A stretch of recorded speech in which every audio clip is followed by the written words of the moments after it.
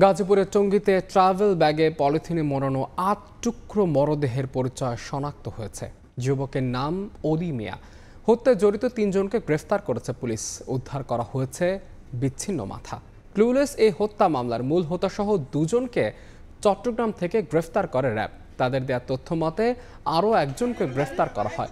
তাদের জিজ্ঞাসাবাদের পর টঙ্গী থেকে ভুক্তভোগীর বিচ্ছিন্ন মাথা উদ্ধার করা হয়। এর আগে শুক্রবার সকালে টঙ্গীতে সড়কের পাশে ফেলে যাওয়া ট্রাভেল ব্যাগে ৮ টুকরো মরদেহ উদ্ধার করা হয়। পরে মরদেহের আঙুলের ছাপ থেকে অলি মিয়ার পরিচয় নিশ্চিত করে পিবিআই। তার বাড়ি নরসিংদী জেলা সদরের করিমপুর গ্রামে। আজমেরি পরিবহনের হেলপার হিসেবে কাজ করতেন তিনি।